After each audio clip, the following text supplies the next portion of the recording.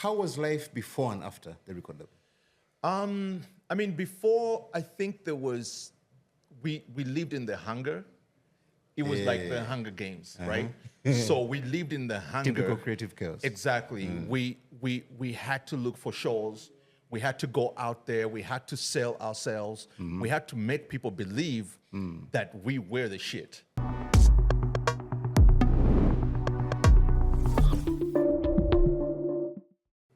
All right, welcome to another edition of Creative Chaos. I go by the names of DJ Bush Baby, and I'm here with my brother Josh, the Fixer. And today we want to revisit a space of gatekeeping, all matters, all conversations, all talk music, the era of the record label. And what an honor to have a gentleman who has literally, practically lived this life. He was originally signed to Dr. Records, which I think was a subsidiary of Sony. I was about to say Sanyu. Sony. There was also, I think, Interscope. Their boss was Dr. Alban. Dr. Alban, originally from Nigeria, so Tanzania, Nigeria. But for the Walanyo, they've been at it for a minute. Okay, he's also the founding, one of the founding members of Swahili Nation. The last time I saw him, you know, I had the LP, the vinyl version of their Mpenzi Hakuna Matata album, and the guy had a six-pack. He has a beer belly right now. Ladies and gentlemen, give it up, and I mean, let's give him a warm welcome. Kenzo Daniels. Welcome. The reason we call him Kenzo or Ken Daniels is because the Swedish could not pronounce Kayongo. I digress, but welcome to Creative Chaos, my brother. And appreciate you. I appreciate to have you here, man. For sure, yes. for sure. You good? I'm good, man. Just living life. And you're looking good. Thank in you. Uganda. In Uganda. Kampala. The Porthole City. Porthole City. It's good. Dart Central. Good to see you. Nice. Thank you. Yeah. Josh, how you been, man? I'm great. Good to see you, Yeah. man. The new creatives. New all the time. creatives. Yeah. All the time. I love that name, man. Creative Chaos. Stream. We have a wall here. Yeah. Just take a look at it and Yeah. tell us what resonates with your. We call it a wall of chaos. Yeah? Yes, with your thinking, with your chaotic mental space. What's the story behind Make It Pop? I think Make It Pop just screamed at me because I feel like so many people are always looking for opportunities. They're always waiting for someone to give them a call back, waiting to hear what is he going to do for us. You know, oh, tiyankubi desimu, yansubiza ketano, ekizike chango bachiriwa. Stop.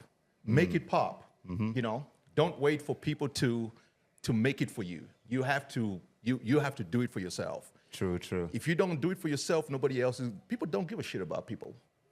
You know, No, they don't. Are we allowed to curse? This is the first show that's allowed. 18 plus. Yeah. 18 plus. 18 plus. Yes. The producers know. I remember me and him. We had a conversation about how Ugandans, if a Ugandan is not going to help you, they won't show up. Yeah. Like they just disappear. Yeah. Yeah. Yep. You mean we have a queer way of saying no? Yeah, exactly. Yeah. It's just we're not good at delivering bad news. We just don't know how to do that. Yes. Oh my Yet, gosh, yeah. the professional world really requires you to know how to handle delivering bad news. Yeah. So you're gonna say no, but you're like, Yeah, we just don't. Njakulaba. Jakulaba, you know. Njakulaba, yeah. Jakulaba. I'll call you back. Yeah. Chikwasaganya. Yeah. Josh, take it away. Anyway, the topic today, the chat, the reason you're in the room today at Creative Chaos is quite broad. I mean, you've been signed to a record label. How does that feel? How did it feel being signed to a record label? Being signed takes a lot of stress away from you. What kind of stress? Because you know, as an independent artist, you are always looking for some money to Here and help there. you know, oh, we need to shoot a video, oh, we need to market this, or we don't have connections with a radio, or we don't have, so record companies, I think, for the most part, because they have the machinery, you know, that runs every single thing. They have a marketing department, they have the A&R department, they have the runners, they have assistants. Now, I understand that. Yeah. So what I'm asking is, what did it make you feel like? I mean, you're here doing what you're doing as Swahili Nation. Yeah. By the way, did they name you Swahili Nation or you were Swahili Nation? No, we were Swahili Nation. Before the record label? Yeah. So how was life before and after the record label? I mean, before, I think there was, we lived in the hunger. It was like the Hunger Games, right? So we lived in the hunger. Typical creative chaos. Exactly. We had to look for shows. We had to go out there. We had to sell ourselves. We had to make people believe that we were the shit, you know? So recently I was telling an artist, I called an artist to tell him about a show. And he was saying, oh man, I don't know if I will be available. And the thing I told him is that, bro, I don't care how small the show is, never say no to a show. You would rather say that, oh man, you know, I'm double booked, but never say no to a show. Because you don't know the next time you won't be hot and you need a show. True. And the same person that you say no to might have the show. So we were that. We don't know how to say no. Yes, exactly. You know, exactly. So basically what for us before the record label was an incredible, intense survival mode. Trying to keep above water and trying to make sure that you are seen. And this is in a foreign land. This is in a foreign land. Where is that? This is in Sweden. Which year? 90s, early 90s, you know, 90, 92. You're not 90. young. No, I'm a grown man. Good. I'm a grown ass man. Yes. So in the 90s, so it's you, the late Cool James Mtoto wa Dandu. Yeah, the late Cool. Yeah. Little Bante Chintu. So this is before him. Yes. Luke, Luke, Okay, take us through the whole ensemble. Like. Yeah. So the whole group starts with the Mturi brothers. From Kenya. From Kenya. Yes. You know, and Cool James. So Cool James was just basically a DJ in the beginning. And these guys were rappers. Because Cool James was not really good at English. So he could not write, you know. English. He could not write English, but he could kind of flow a little bit. And then when I come into the picture, I added an element to it, which was melody, singing a bit. What's that here sound? and there. Huh? Give us a beat. Melody? You have that? You got that, guys? So Cool James was like Ted, like Ted Riley. Yeah, he was very creative. And then he had a sense. Let's assume like this is Black Street R&B. Yeah. Then you're like the Chauncey Black. So to be honest with you, like the group really was. I was actually having an argument with someone who was telling me like, oh, you don't know anything about hip hop. I'm like, we started as a hip hop group. We were like a full-fledged hip hop group. Like there was no singing, there was no nothing like that. We were just rapping, you know. And we never used to have a producer, so we used to get beats. You know the vinyls used to come with the instrumental. Yes, remixes. And, remixes and all that. Yes, so literally, we would go to the B side of the vinyl, and Cool James would play the beat, and we'd rap over that. So it was like a mixtape arrangement. Mixtape arrangement, and then the record label comes in. No. Before the record label, I talked to Charlie King. Charles Todwang. Oh, yeah. Charlie. Yes. Yeah, Charlie. So Charlie was still stuck in Sweden. I know, in Uganda, in Kampala. Stuck? What do you mean stuck? Stuck as in I had left. So he was still staying at my house. My dad was like, yo, this nigga eating up all the bread.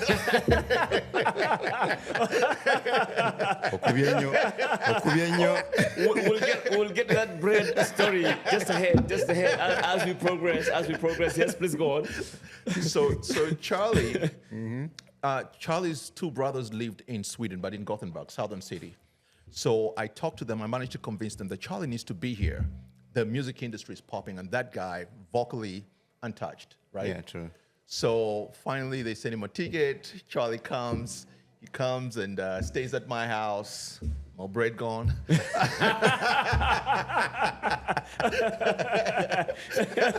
Chaos.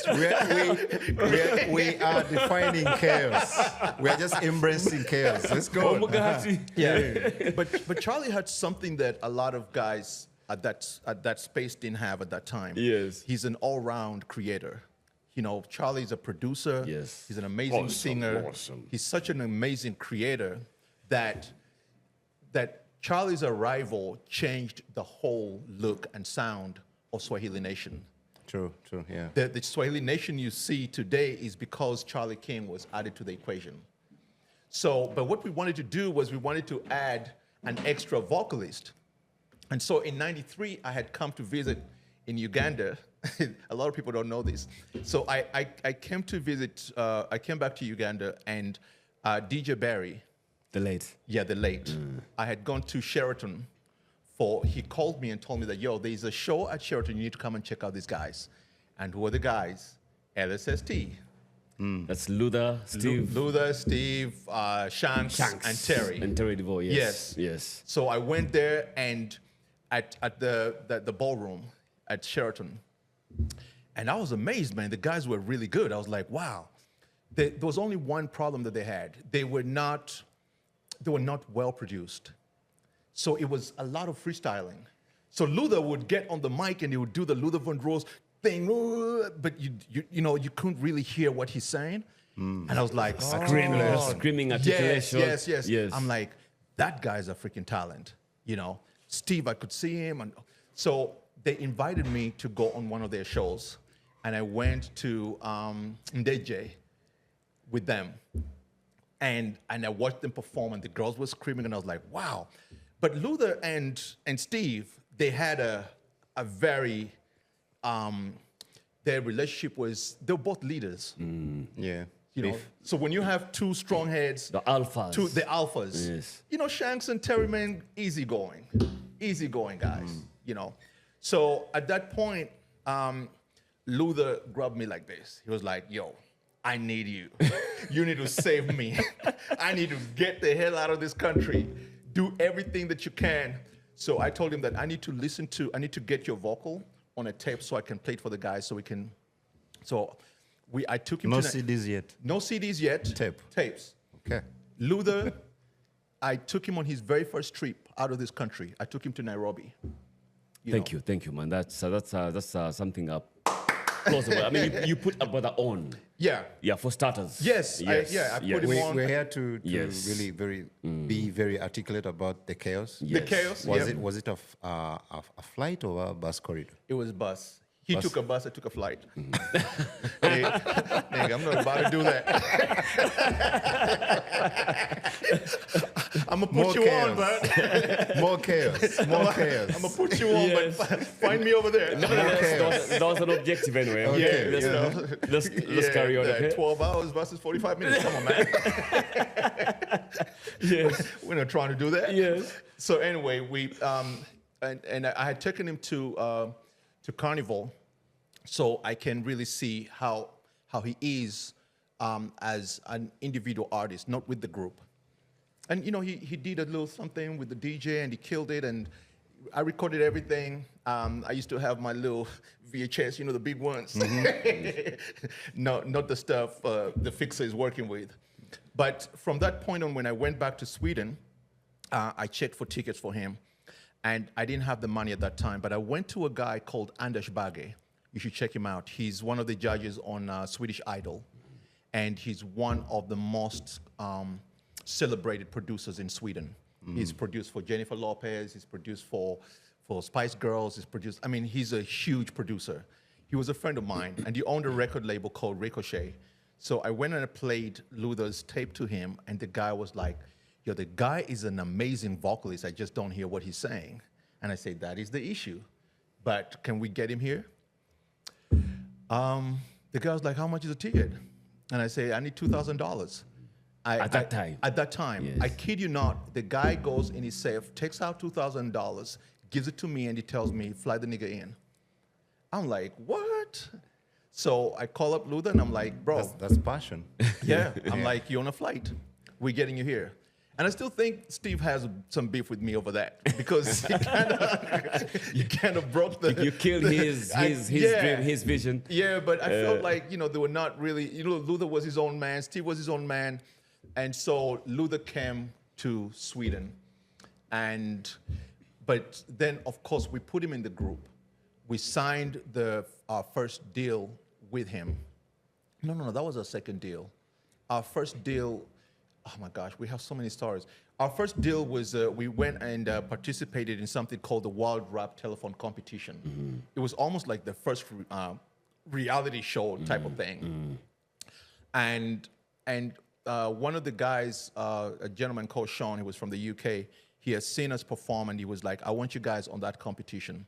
And you don't even need to send in. So what you did, you called in and you rapped on the phone. On the phone. And they had, you remember those voice... recorders? Yeah, voice recorders. So they recorded it and then they took it and then they had a couple guys listen to judges, rapping. so judges.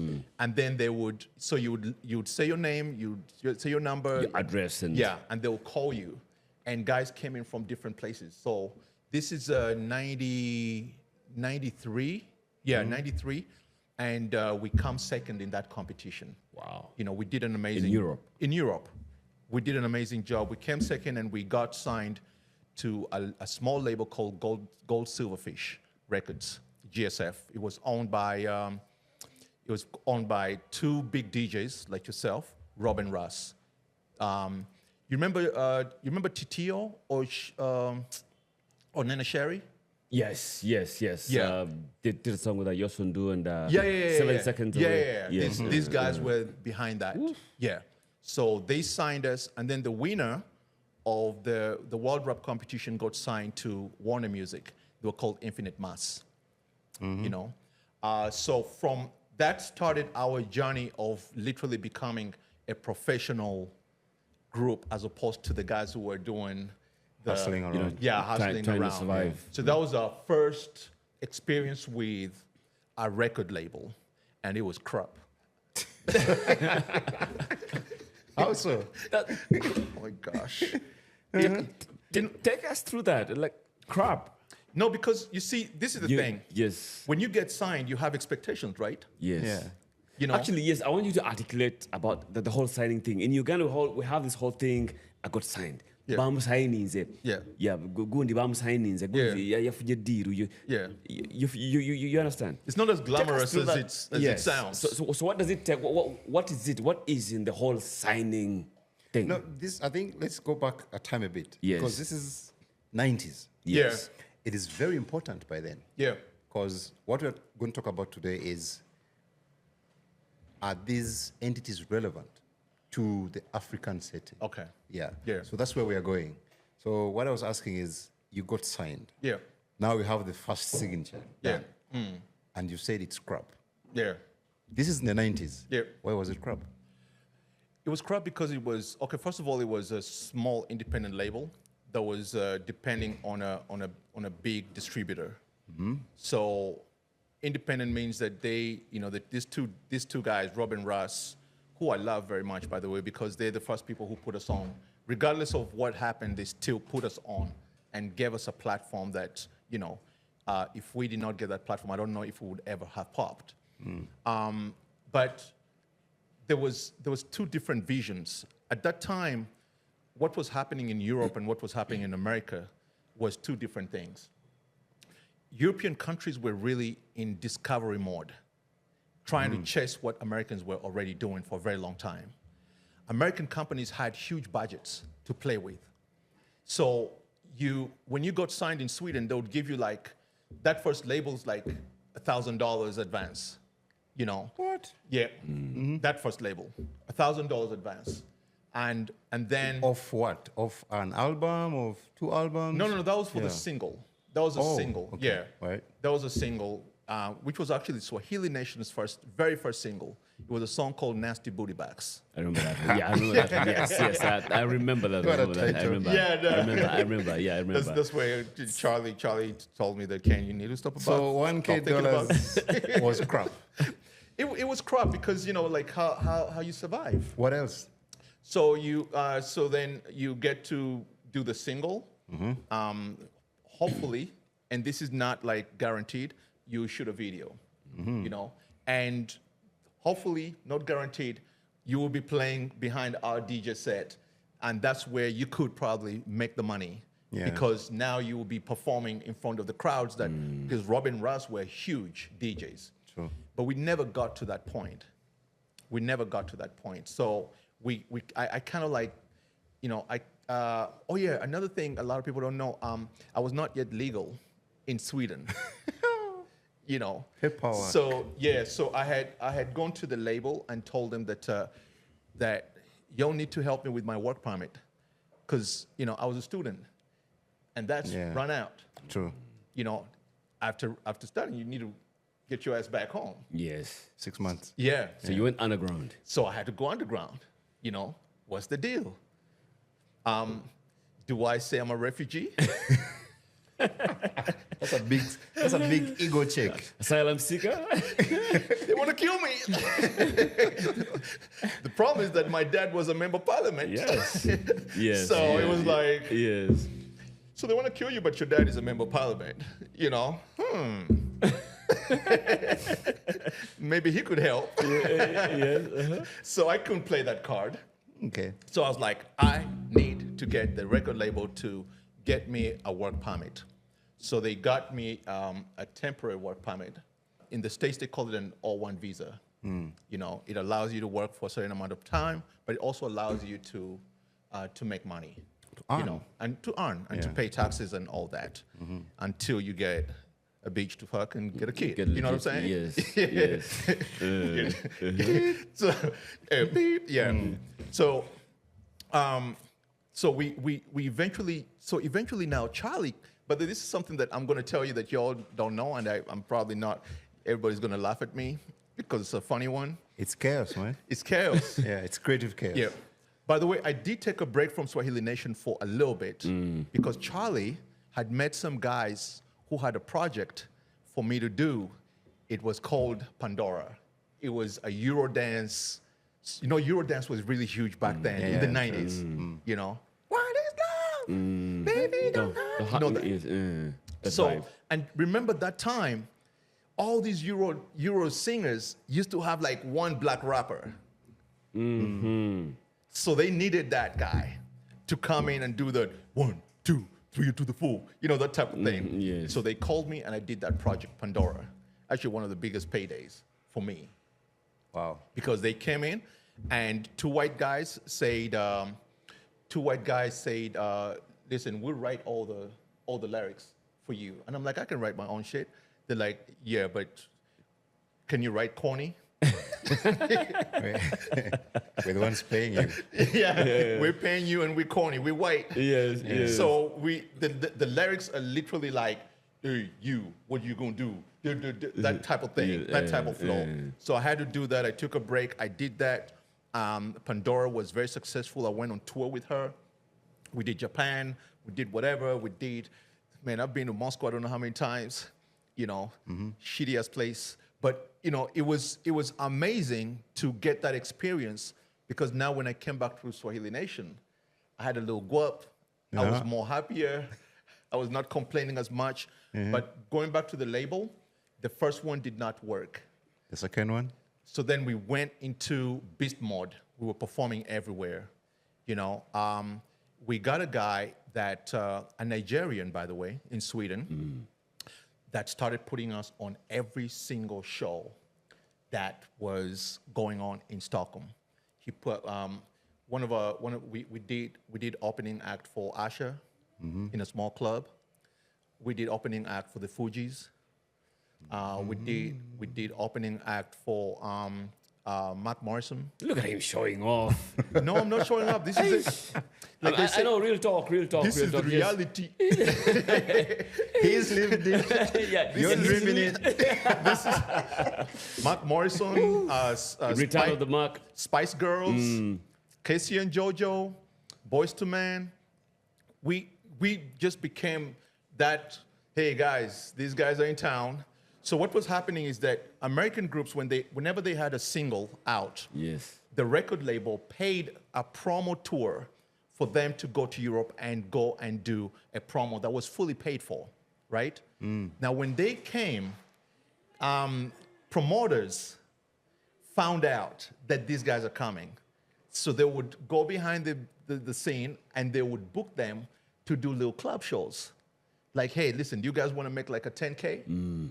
And so then they would call us to be like, hey, you know, you guys want to be an opening act?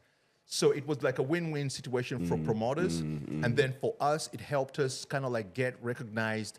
And then people in Stockholm started knowing who Swahili Nation was. And that's how we got on the radar of the record label, the big kahuna, Universal. Awesome. Yep. So when we performed, what's Dr. Dre's brother's name? Warren G. Warren G. So Warren G was performing at this one club and we're opening act.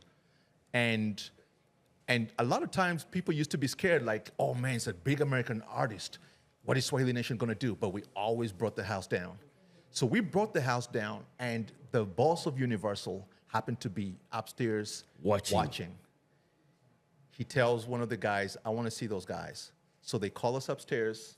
He's like, man, you guys killed it. Y'all killed it. Can we work out something? I want to see you guys on Monday. Gives me his card.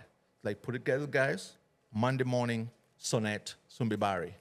So, you know, we went to Sonnet. And remember, this time now we have Luther marching with us. Yes. The L. Singing his veins out. I mean, you would see his... Yes. Yeah. We're giving him limited stuff, but still, you know, he would come in on the, we're giving the bridge, you know, type of thing. Because he had range, eh? Yeah, he had range. So we sat down in the meeting, and they were like, guys, without wasting time, man, we're giving you guys an offer. You know, they gave us an offer. Biggest advances we all had. How much? Like 100K. Oof. How does it feel? Man. You know, let me tell you something, man. Yeah. Like, when you get offered that deal, the stuff that is going through your head is like, Lamborghini. I can buy that car. I can finally take my girl for a date. True. I can, you know what I'm saying? Like, there's so much thought process that. Get grills in your... Yeah. I wasn't thinking about grills, man. No. Not yet. No. Tuva Uganda, man. Biggest change. So now you've experienced a lot of emotion from coming from a hustler side to a smaller record label to now the big kahuna, Universal. Now, I'm imagining life is getting better. And then there's always that thing where if life is really on the slope, there's always a hill coming up. So the hill comes up, and internationally, independent labels are fighting with independent artists. I mean, labels are fighting with independent artists. You mean today? No, I mean as time comes. Like fast forward. Fast forward. Digital comes in. Digital comes Pirate in. Bay comes in. The MP3. Yeah, Spotify, happens. iTunes, and you know. Before Spotify, there's a lot of chaos in between. Yeah, chaos in between, affecting big players, and that included you as the Swahili Nation. And now you realize that, if Universal is not going to work with us, we have to go independent, right? Your contract ends, or if not, there's no more signing up of Swahili nations that are going to come after you. How does that feel? How does that take you? Before you answer his question now, was there any more bread issues? Bro, gets to Sweden and $100,000 sign-on fee.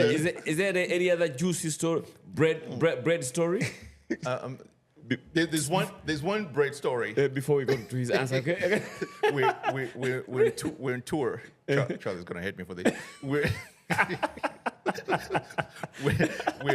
We found this Greek promoter who told us that, listen, guys, I want you guys, to come and and do a few shows at my clubs in Lynn Shopping. It's like some place in Sweden. And so he tells us, I'm going to put you guys in an apartment. I'll give you guys money for shopping. Welfare, basically. Everything, yes. you know, taken care of. So we go to Lynn Shopping, and we have Charlie King and Luther Martin. and so Charlie, as soon as we get to the apartment, Charlie's like, listen, I'll be doing the breakfast. Cooking, preparing? Yeah, I'm the chef. Yes. I'm like, I don't care, you know, as long as we're eating. So we go shop, buy bread. Swedish bread, by the way, is the best in the world. Now, Martin has just come. This shit is new to him. Swedish bread is like candy. So Martin, he knew the bread. He was like, oh, that bread is so good. Awesome, yeah. Yeah. So in the morning, we're getting ready to go for rehearsals. And Martin wakes up and is like, Charlie's like, bro, you have to wait until I make the breakfast. Yeah. Martin's like, no. I eat my bread now. I'm a grown man. You don't tell me what to do. But Charlie had hidden the bread. You know, the tall guy. You know, he hid it up there. So Martin is looking for the bread everywhere. He can't find the bread. Like, man, what you got? So finally, Martin gets a chair, climbs up to see what's going on. He sees the bread, grabs the bread. Charlie grabs it. Bro, let me make breakfast. I'm in the bathroom brushing my teeth. I can hear all the chaos. I'm like, oh man, these dudes. Man, I didn't know it was going to go that way. Yeah. The next thing I heard is creative chaos is happening in the kitchen over bread. I was like, my goodness, the day Swahili Nation is fighting for bread, we need to make more money. So everybody has his own bread. Yes. Go ahead. Where was your camera? Well, man, we need... Should have documented it all. We were living in a reality show. Yeah. Literally, groups are reality shows because you have different personalities coming together and hope they don't collide. But you collide. You do collide because you have different upbringings, characters, and all that. Yes. Charlie's a very, well-fed. Well-fed. Martin was very hungry. So you bring those things together, you're gonna get chaos. But it was fun, man. It's good to talk about it because now you look back and you realize you were young, you were in your early 20s. And your priorities were different. But it also humanizes, it humanizes you as a superstar. Exactly. Exactly. Yes. But the thing that to me was incredibly special is that you had this fight at the apartment, and then you went on stage and you killed it, and nobody knew that you even had a fight. Yeah. And guys would hug it out and be like, hey man, we killed it. And that was the thing that made it special. So the record labels now start dwindling out, and they get affected. Independent artists come. Yes. And just to take you further, when this happens, we see that people like Jamaican artists go independent. Yeah. They don't go the record label way. Yeah. Some in Europe, mostly in the US. Yeah. Now, coming to Africa today, okay, being signed to a record label is important. It feels like it's a validation. People go out of their way to celebrate, to take pictures, signing. I mean, this happened in the 90s for some people in the US or in bigger markets. But here today, it's being celebrated. Yet we have so many independent artists. Why? Why do we celebrate it today, 2024? I think probably because there's people, like a lot of artists are struggling in these markets, and a lot of people just don't have in Uganda, Uganda or East Africa, whatever. They struggle to get their product out. They struggle to have the right connections. They struggle to get into studio. I get hit up all the time by young, very talented kids who are just trying to find a way to put their stuff out there. Like who? Oh man, there's some kids right now that I'm working with. A kid called Miguel. Incredible voice. He's actually on DSTV. He's also an actor.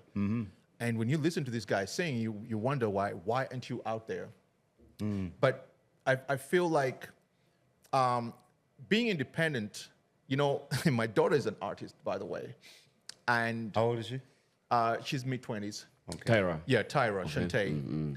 And Tyra told me something funny the other day. She told me that, because she's been watching all these videos about being an independent artist and how independent artists are winning. And then she told me that, oh man, independent artists are winning, but this shit is hard.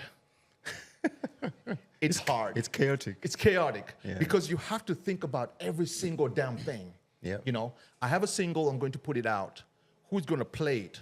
You know, who's going to agree to play it? Oh my God, without interviews. Who's going to give me an interview without me greasing their hands? Yeah, true. You know, if you're not hot yet, nobody really wants to give you that time. You know, people are trying to give the hot thing, you know, the Spice Diana, the Sheba, they'll give you as much time as you want, you know. But now, an artist like Tyra releases a product as quality as it is, you know, you still struggle to get it airplayed. You still struggle to get her on the shows. So I think that people celebrate record labels because here specifically. Yeah, even here, because it gives them a sense of freedom of like, I don't have to struggle. I don't have to go through that struggle. I don't have to bribe anybody. Yes, I don't have to bribe anybody. Jeff Chiwa will do it for me. You know what I'm saying? Yeah. He got all the connections. Yes. You know, I would rather sell my life to that guy, despite everything that I might have heard that is negative about the labels, about certain individuals, you know. So people feel like, oh, instead of me going it alone, I would rather go to Swans. Unless some huge way So people celebrate this arrangement because of the Kameza factor? Yes, it takes a burden off your head, right? So you're not thinking so much about the process, and you have a creative team around you that can help you through it. I think that artists come packaged in different ways. There's some artists that are really good at being independent, and they're grinders. Yeah, they know how to put stuff together. They know how to move. They know how to walk. They know how to, you know, they are ready to put in blood and sweat in it. You know, and those are mostly the guys, by the way. So apart from a record label being able to do this for you, the other issue is them connecting you. Yeah. Apart from funding, they connect you. They connect you. Yeah. Because it's a system that connects you to other systems. Yes, because it's almost like a mafia system. Yeah. You know, if I have money, and you have a record, you have a radio station, and I have an artist. You know, my artist doesn't have money, but I might have the money. Me as a record label. So we come to an agreement. You know, every month I'll give you X amount of money and make sure that my artists are played. Yeah. And that's why certain artists are always on the charts. Is that what they call pay for play? Payola. That's payola. Yeah, exactly. Yeah. So there's... It's actually legal, I mean. Yeah, it is very legal. I mean, in the States, if you want to be a successful artist that gets on Billboard, you literally have to have a marketing budget of about $300,000 US. I think it's also done here by default. If you have a guy like Abitex or whoever it is, Baggio promoting you, and you go to one of these leading media houses, part of the deal you have with either the marketing team or the guys who handle events and all that is to have your music on high rotation. Yes. Just to make sure that, you know, there's a top of mind awareness. Exactly. I want you to throw some light on two things. In Uganda currently, in the current setting, do we have something that do you have something that remotely looks like a label? Do we actually have labels? That's number one. Number two, I want you to share with me the pain. It's like some sort of a absurdity of being Swahili Nation, being ahead of the game, ahead of time, and not being able to actually enjoy or reap the rewards of that power, that influence, that energy, that glory today. Well, okay. First of all, about if there's any record labels Locally. local record labels. I mean, I think Swangs is doing a pretty good job. Yeah. At really, they've created something that Like if we're to tick boxes. yes, Based on the life. I mean the experience you've been through with being signed. yeah. I At think least top 5 boxes that we can tick. So if Swangs was a label, let's say in the States, it would be an independent label. You know, it would not be a major label. Yeah. It would be an independent label because they still, labels is really about, labels are like a bank. You know, everything that they're giving you is a loan. And that's maybe one of the things artists need to understand. You know, everything that they're giving you is a loan. So Swangs to cut you short would be like a Bad Boy or La Fesse. Yes. Under Arista. Yes, yes. So there would be a sort of like a sub label of another a major label. So do we have a major label here? No, we don't have major labels yet. We don't have that because because even Swangs can do so much. They can only sort of like operate in this box here called Uganda. You know, they can't really drive and push quality product to the continent, you know, so that the continent buys into it. And then internationally. They still need a distributor. They still need to connect with somebody else. While if you are signed to a major label, if you, let's say, get signed to Sony, now Sony opens up all Sony's, you know, they have arms in every single thing. The way Death Row was to Universal and, you know, Convict was to Universal. Exactly. So now they can push into different markets. That's why I told you that usually when an artist gets signed, so I'll give you an example when an artist gets signed. When an artist gets signed overseas, let's say on an American label, the first thing they do is that they unlock the marketing budget, the promotional budget. Yeah. So once they have the single, promotion then takes you to all the different markets. So they first run you through the US market. You know, where someone is waiting for material. Yeah. Yeah. Exactly. So you would do the East Coast, and they'll get you on all those. So you do what they call a radio promo. And then you do a high school and college promo, you know, where these promoters out there are not paying you, but the label pays you. But that fee that they pay you is almost like what they call it's part of the marketing budget. So most of the artists, when they first release, for let's say a Tyler, the first 6 months, the label is footing her bill. They're paying her to go and promote and do these shows. A lot of the shows these artists are doing are not paid for, but the label is paying for them. We don't have that here. No. Because even though Swangs signs you and you put out your first single, they expect you now to start making that money back through shows immediately. Weddings. Yes, man, go and do this Kwanjula, that Kwanjula, blah, blah, blah, Cricket blah, blah, Oval. blah. Exactly. But in the States, what they'll do is they'll put you on the most significant things. That's why in the States, you get a label, and guess the next most important person you get. You know who that is? A publicist. Okay. We don't have that here. No. Because a publicist's job is to make sure that you hit all the most important events of that year.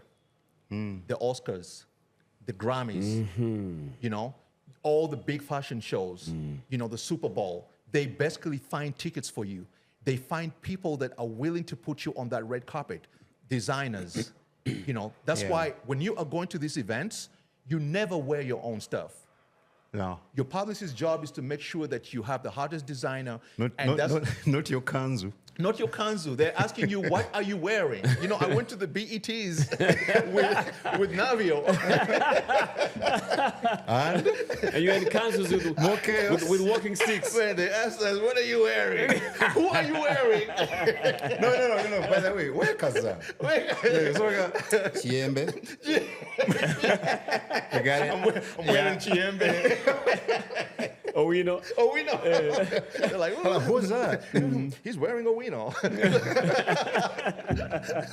Yes. Okay. So the whole idea of a record label is it's almost like a 4-dimensional, you know, setup. Yeah. And that's why we don't have it yet. No. You know. So what we have now is a 1-dimensional setup where you can go to Swangs, you can sign a deal, and then Swangs access to studio production access time. to studio production time, access to their creators. Yeah. They'll make your music video. Just Pick you from home. Exactly. You know, whatever. Because artists need to understand what are you selling? Yeah. Are you selling music or you're selling a brand? You know, what lasts more? Your music or your brand? True. And what's going to make you the most money? Guess what? It's your brand. You know, because Michael Jordan is still making money as a brand. As a brand. Not as a player. Not as a player. He's already done, you know, because as an NBA player, you have like a few years to play as a player. Yeah. And then you're out.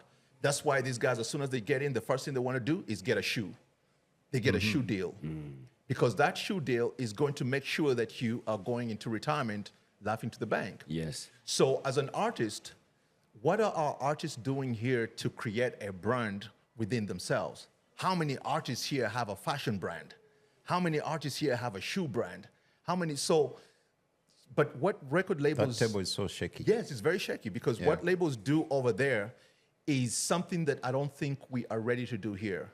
Yeah. You know, we just don't have the financial capacity and the vision and all that stuff that comes with it. Many people don't believe that this industry is really an industry. So the sad story of your success.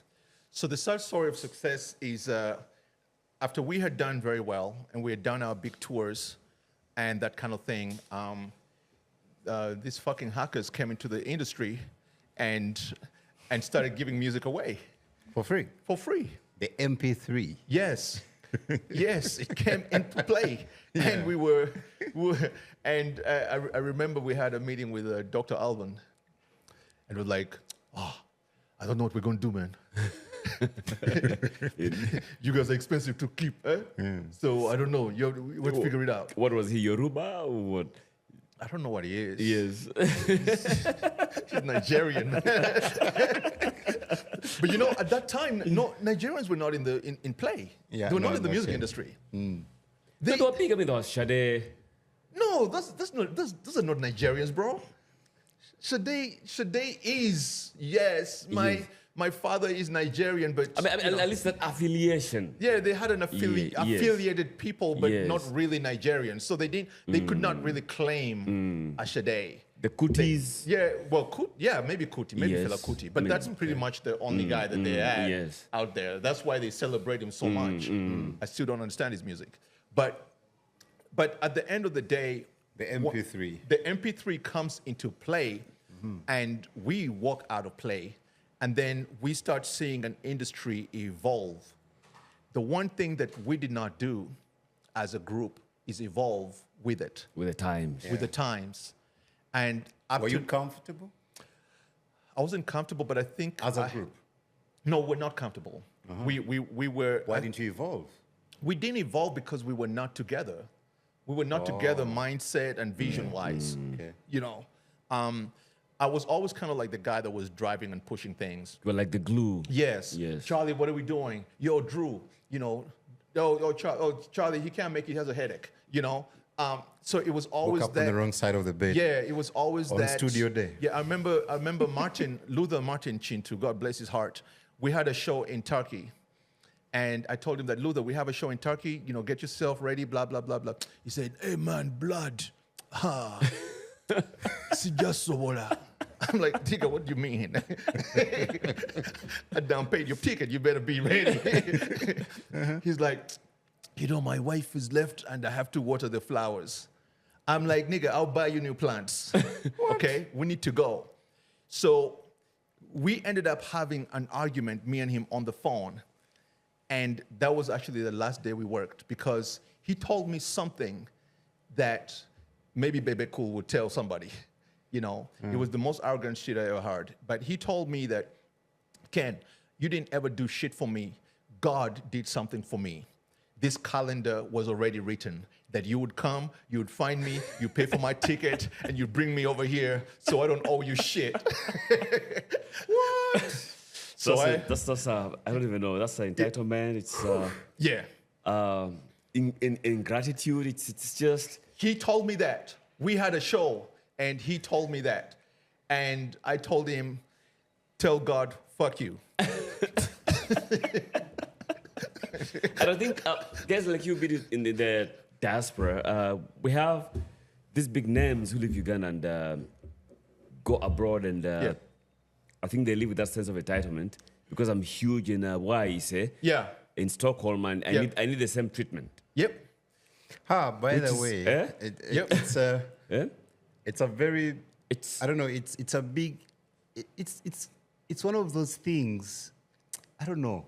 I think every artist, Ugandan artist, needs to experience this. Yeah. You can live here, big as you think you are, and sit at a public square in New York, and then realize nobody knows you. Nobody cares. Nobody cares. We don't, I mean, they don't. Yes. Yeah, so that gives you a perspective of how much you have to work to even be known in Kibera. It's hard. I mean, it's I've even seen American artists go to like Asia and they walk in China and nobody cares. Nobody cares and nobody. The world is big. Yeah, the world is big. Yeah. But I think for me, when Martin told me that, it gave me a serious perspective. It really showed me that you're really fighting your own battle, even when you were with a team of people. This is about your ability to like take it in and know how to deal with yourself. So this is now the gist of Creative Chaos. Yeah. You're creatives, now it's chaos. So how do you embrace it? So that's how you end up with you and the Muturi brothers. Yeah, so that's how Charlie's gone, Chintu is gone. Charlie kind of stayed with us. We had on and off. That's kind of it was on and off. Yeah. And I think Charlie and Martin kind of like suffered the same demon. It was this demon of I'm really, really amazing, and I think I can do this thing by myself, and I'm much better than these guys, and I don't need these guys, you know. But because me and Charlie are like brothers, we're friends, we've been known each other for a long time. You know, you were able to manage. We're always able to manage, and I really knew how Charlie operates and works, and you know, we always have this on and off thing, you know. But with Martin, I didn't know him like that, you know. But I really saw what was going on between him and Steve, and I was like, okay, so this is what Steve was really going through, you know. So I was like, oh my gosh, it was never Steve's fault. This guy is crazy, you know. So what I wanted you to shed light on was you told me something when we were doing, I think it was Rated Next. Yeah. You were, I think, in New York, and Mpenzi came on, I think, at a station or something. You were waiting for a bus. Yeah. No, it was in Philly. Philly. Yeah, it was in Philadelphia. Yes. On a cold Yes. day.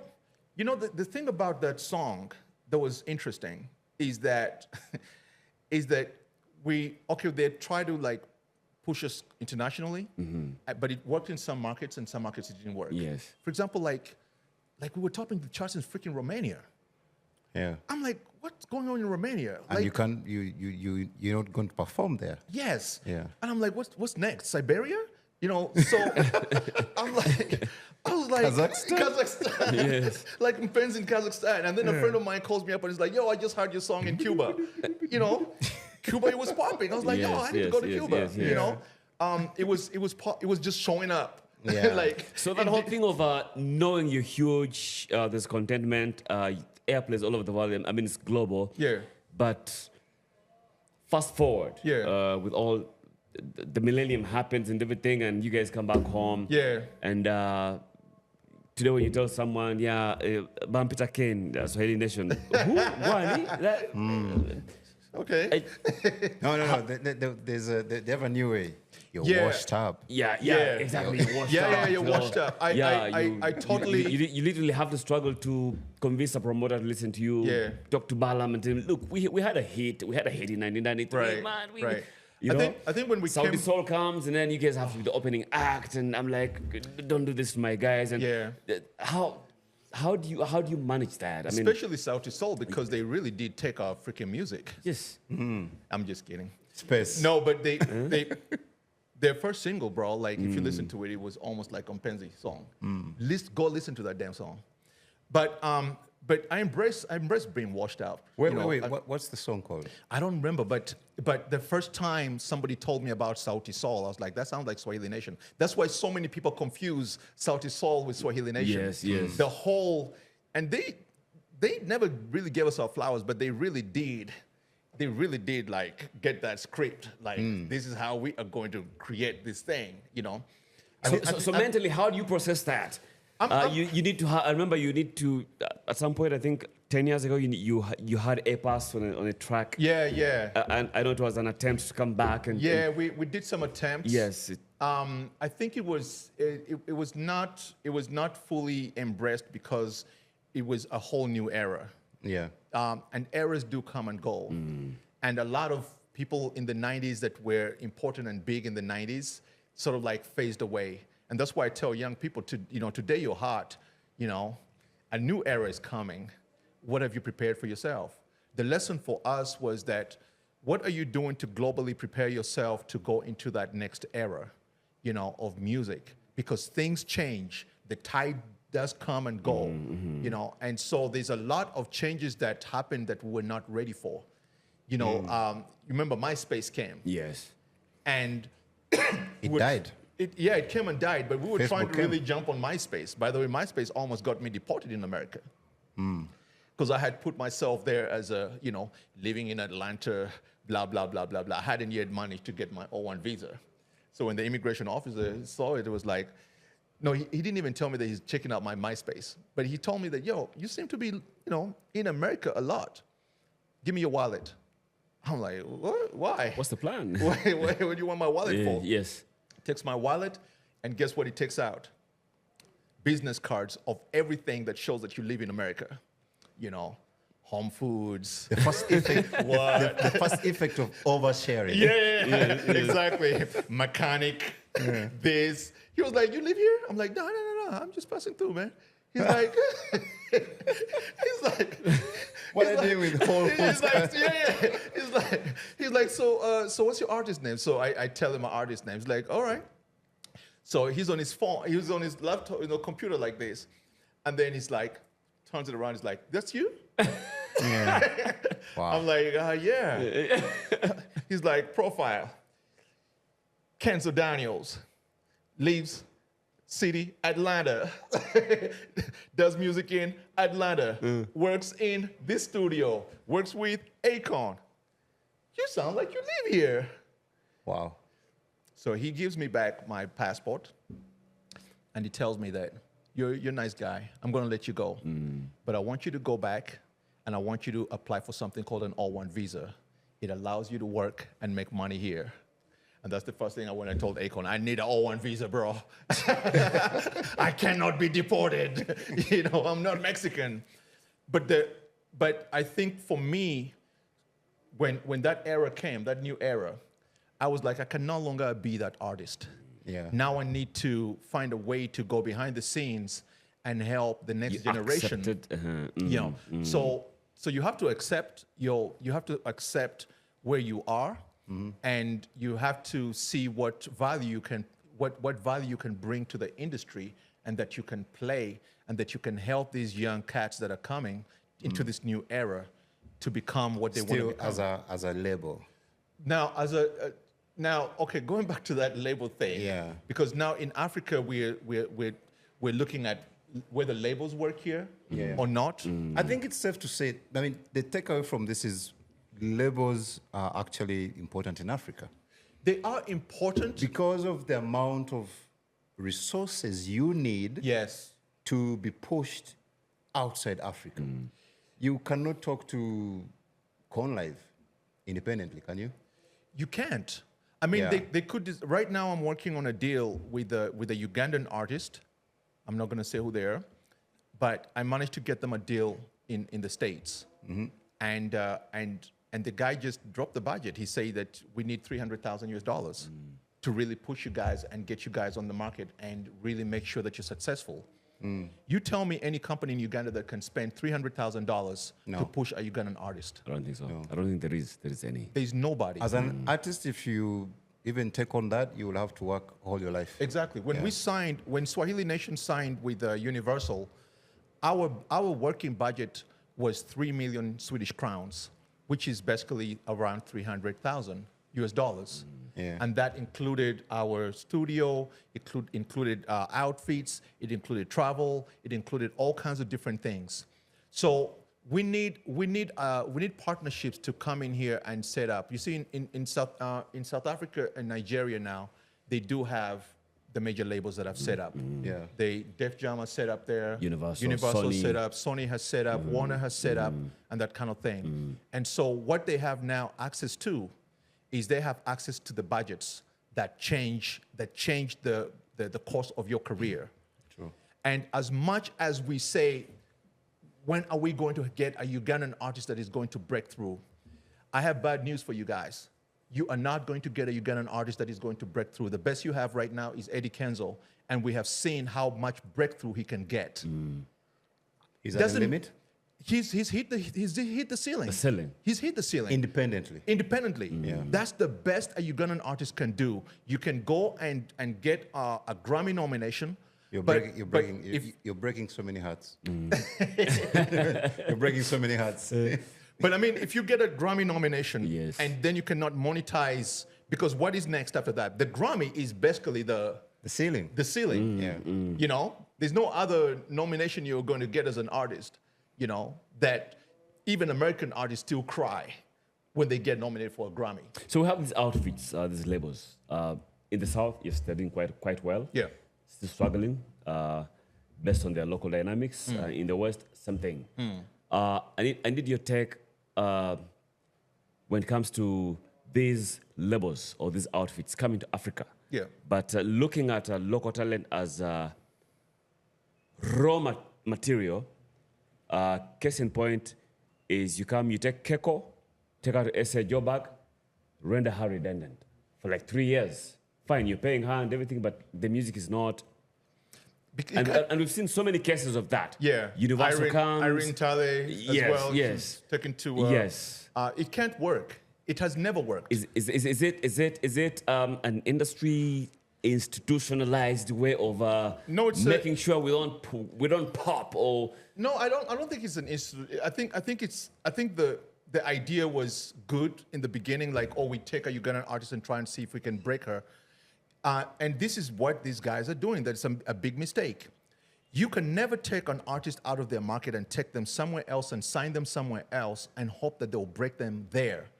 You have to break them home first, then, you know, and then take them out. Borders. That's why these guys have come into Nigeria. Exactly. Yeah, because you can't sign Davido. Davido was signed to Sony in the UK. They were handling content. They were handling everything. Was it Sony or Universal? One of the two.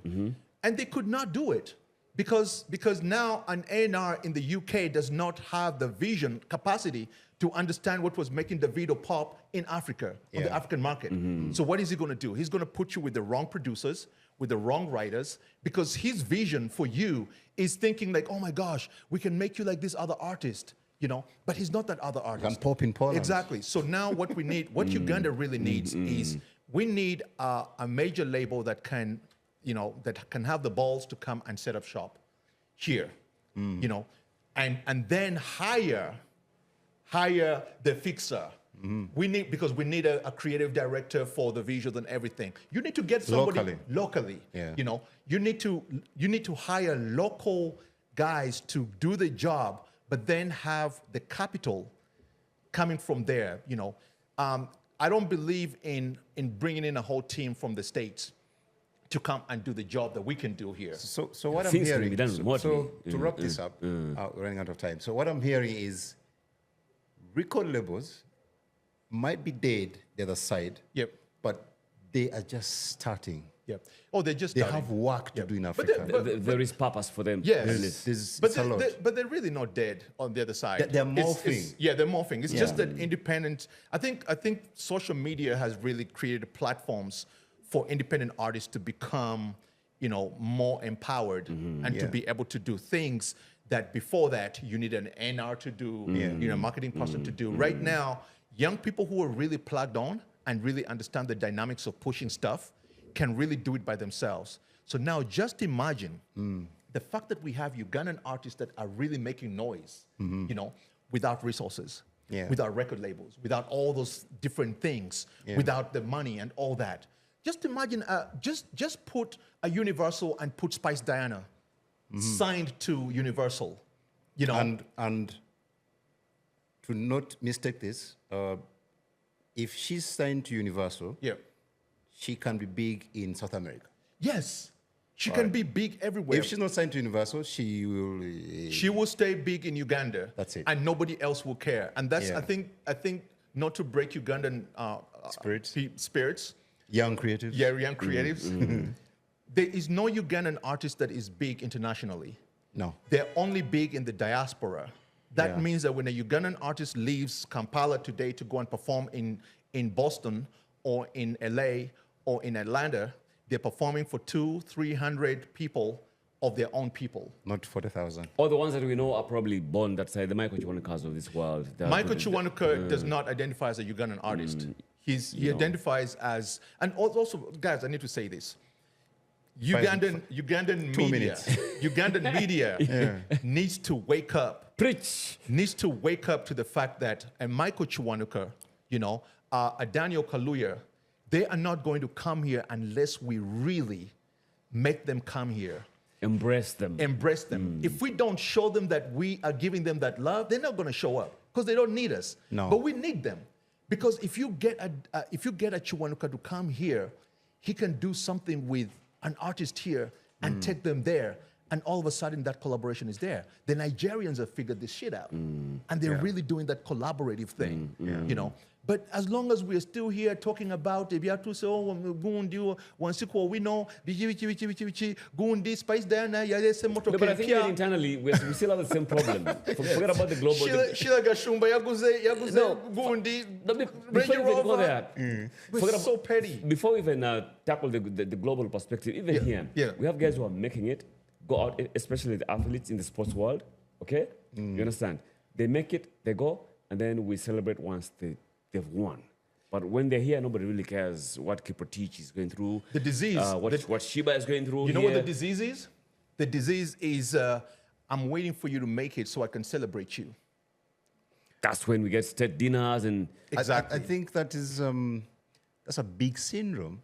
Yep. That's a big habit. It's almost like a DNA in the creative space. I think everywhere. Remember the metaphor of this guy who fell in a ditch and then the lawyer came and said, oh, you fell in a ditch.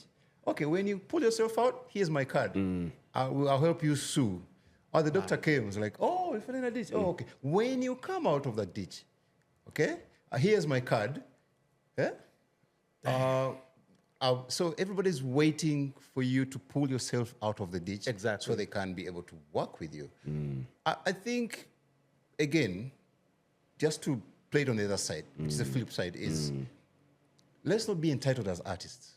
Let's actually work because everybody wants a winner. That's the entitlement I wanted us as Creative Chaos stream to kill. Let's just not have this entitlement because you share a bit of you. I mean, look at how much these guys share. The Michael Jacksons and they share a lot. A lot.